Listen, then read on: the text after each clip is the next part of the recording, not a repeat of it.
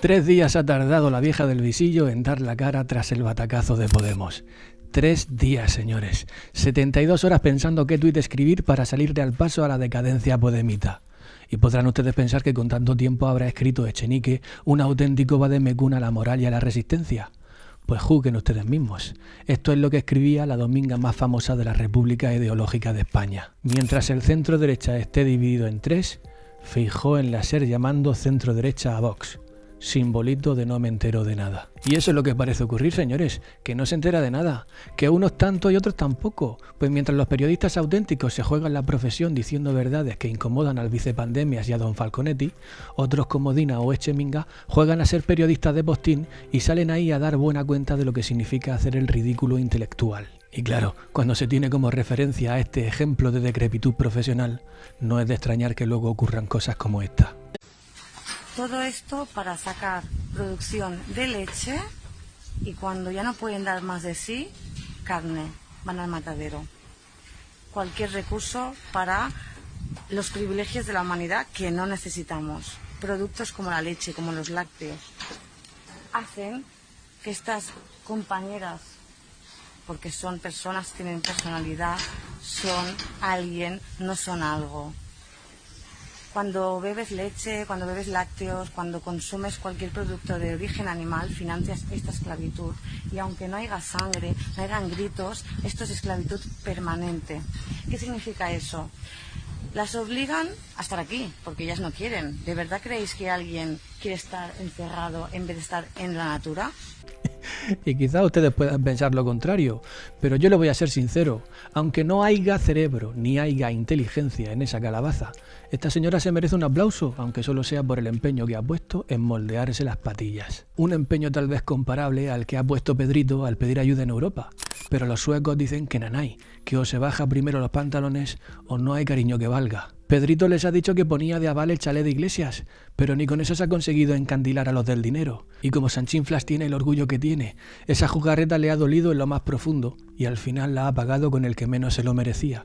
Y en un rastro de falta de coherencia, se ha desahogado con el rey aconsejándole que repudie a su padre. Y además públicamente.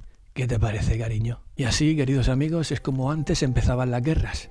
Suerte que en España la democracia está un poco más madura que el melón que demuestra la tatuadora Andrea Morales, la siguiente premio Nobel de burrología.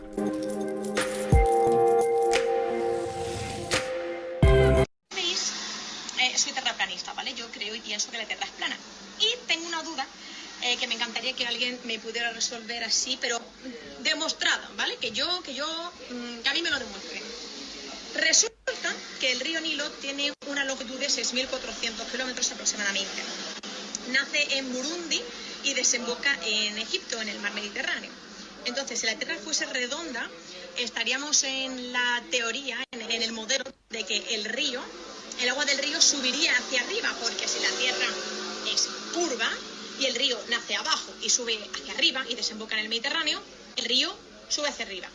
Entonces, ¿cómo es posible que el agua del río Nilo suba hacia arriba 6.400 kilómetros en el modelo de la Tierra redonda? Por favor, ¿me lo podéis explicar? Gracias. Y esto es lo que está pasando en redes, señores, que se viraliza lo absurdo, que se apoya la incultura y que se le da crédito al mal hablado y al que comete faltas de ortografía hasta en el alma. Todo eso es lo que se está apoyando, porque cuando uno apuesta por el humor y la educación, la recompensa que recibe es que le desmoneticen sus vídeos de YouTube, para que ya no pueda cobrar ni un céntimo. Y todavía tiene uno que dar gracias, porque hay quienes incluso piden cárcel por hacer un chiste, como le ha pasado a David Suárez. Y a lo mejor a usted podrá caerle mal este cómico o no gustarle sus chistes porque le parecen de muy mal gusto, pero como máximo no dejan de ser eso, chistes de mal gusto. Sin embargo, a David Suárez se le acusa por un presunto delito contra el ejercicio de los derechos fundamentales. 1 año y 10 meses, por un chiste. La madre que me parió. Por eso digo que todavía yo tengo que dar gracias y decir aquello de virgencica, virgencica, que me quede como estoy. Porque mientras los progres sigan con la batuta de la Inquisición moral, aquí no se va a poder ni escribir poemas ni ejercer en ellos nuestro derecho al humor. Porque al parecer lo único que cuenta es que las palabras que te atrevas a compartir con el mundo no vayan en contra de los cánones progresistas. Y es por eso por lo que en la actualidad de las redes se da la brutal circunstancia de que se prefieren las mamarrachadas de laiga y las mentes de Botox a la estructura de unos argumentos sustentados en el sentido común. pues viva la Pepa. Teniendo en cuenta todo esto, tal vez el futuro de los informativos de YouTube tengan que verse limitados a documentos como el que sigue.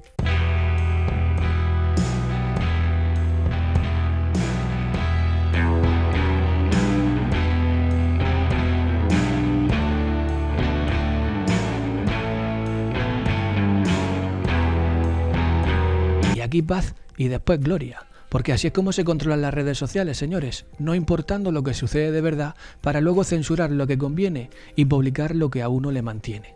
¿De qué otra forma se puede explicar si no que después del batacazo del PSOE y Podemos en las elecciones vascas y gallegas, después de eso salga el Cid de Tezanos con estas previsiones en la intención de voto, en donde podemos ver claramente cómo propone una evidente mejora tanto para el vice-Scratches como para el presi-Mentiras?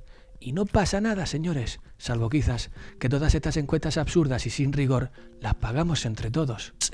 Pero punto en boca, no vaya a ser que se te apunte en la libretita de los que vulneran los derechos fundamentales.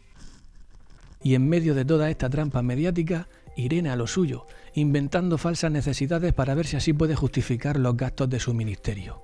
Eso, y cerrando inexplicablemente su boquita cuando tendría que alzarse con las máximas ideológicas de su partido. Irene Montero callada, ¿se lo pueden creer? La promotora de los argumentos al pil-pil y sin respirar, la capitana de las palabras sin fuste y a granel, la teórica del me atraganto mientras hablo porque yo lo valgo. Se ha quedado sin palabras. ¿No se lo creen? Véanlo con sus propios ojos. Lamentablemente la que debe ubicarse es usted. Veamos, el señor Iglesias afirmó: cuando yo examino el contenido, tomo la decisión de no someter a Dina a más presión. Es decir, el señor Iglesias accede al contenido íntegro de la tarjeta de memoria de su asesora y sin consentimiento ni conocimiento de ella, de su asesora, él decide que para protegerla va a custodiar esa tarjeta de memoria. Y ahora yo deduzco de todo esto, señora ministra, devolver la tarjeta a su legítima dueña habría sido muy del heteropatriarcado, ¿verdad? Habría sido empoderar demasiado a las mujeres, en este caso a la señora Dina, ¿verdad? Es decir, el señor Iglesias decide por todas, porque unidas podemos, ¿verdad, señora Montero?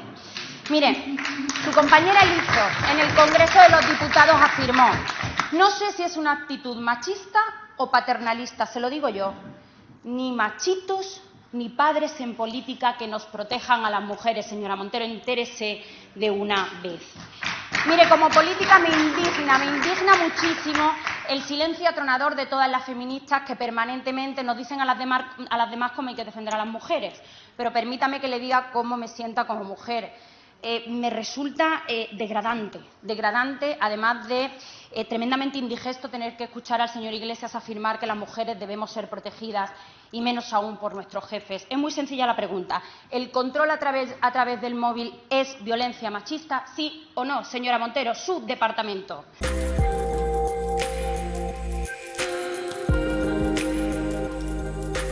Y ante esta pregunta, Irene hace mutis por el foro, se queda callada, cierra la cremallera, bloquea el candado y tira la llave. Sofía Acedo, senadora del Partido Popular, le da un repaso a Irene Montero, que mientras hace como que escucha, se limita a demostrar que existe. Y ya está, porque como al final de mes cobra, haga lo que haga, pues ¿para qué se va a esforzar en demostrar un poco de dignidad? Irene Montero, ante la evidencia de su descalabro feminista, se ha dedicado a convertirse en mera medusa del Mar Menor, dejándose arrastrar por las corrientes calentitas del dinero y la posesión. Quizás eso es a lo que se referían con lo de la redistribución de la riqueza. Ese es el nuevo comunismo. Pero escuchen las conclusiones de Sofía, porque no tienen desperdicio. Es lamentable que usted dé la callada por respuesta, pero más lamentable aún que el Partido Socialista sea corresponsable mirando hacia otro lado. Mira, aquí se produce una paradoja. Usted, ministra de Igualdad, de un gobierno que se autoproclama y define feminista por los cuatro costados, pero sostienen a un vicepresidente, al señor Iglesias, con actitudes y comportamientos absolutamente machistas y por los cuatro costados. A mí esto me recuerda a aquella película de Durmiendo con su enemigo. Mire, nada más machista que la actitud del señor Iglesias y la sumisión de todas ustedes. Nada más machista.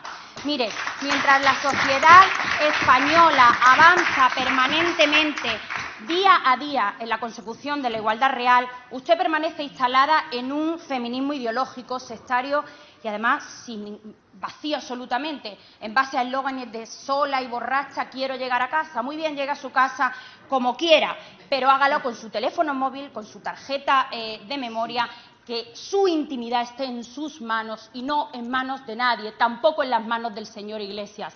Siento decírselo, señora Montero, que si el príncipe azul no existe, en versión morada tampoco lo va a encontrar. ¿Y qué quieres que les diga, señores? Yo ante tanta verdad junta aplaudiría, pero voy a limitarme a existir. No vaya a ser que me censuren de nuevo los adalides de la libertad de expresión.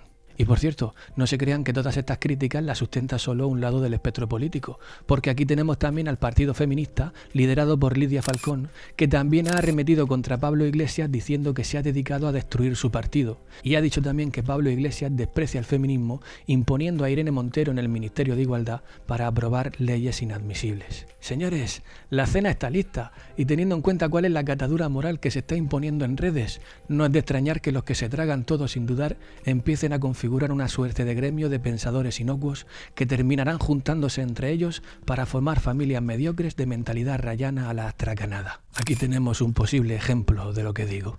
Y en vista de semejante panorama cultural que se nos está quedando en España, en vista de que lo que se apoya ahora es el aiga y no el haya, en vista de que se le da más crédito a una tatuadora con acervo cultural sustentado en los artículos pseudocientíficos de la superpop, en vista que el feminismo no persigue la igualdad, sino el aprovechamiento institucional para mantener el negocio del siglo, en vista de todo esto, no es de extrañar que triunfen noticias como esta, en donde se pone de manifiesto la escasa credibilidad que tiene España, pues con un panorama cultural semejante, ¿quién podría fiarse de sus propuestas económicas? Les voy a ser sincero, probablemente si yo fuera extranjero tampoco creería mucho en España, y mucho menos al comprobar la calaña que gobierna y determina de forma completamente arbitraria las barreras de nuestra libertad. No ha existido nunca un doble rasero tan evidente como el que ha instaurado esta izquierda llena de podredumbre y corrupción. Pero hey, no se alarmen, porque ahí tenemos a nuestra sex symbol Doña Patillas, defendiendo a ultranza la integridad de las gallines, comprometida con la Real Academia de la Lengua Española y poniendo todo su empeño en que la imagen de España sea la de la cultura,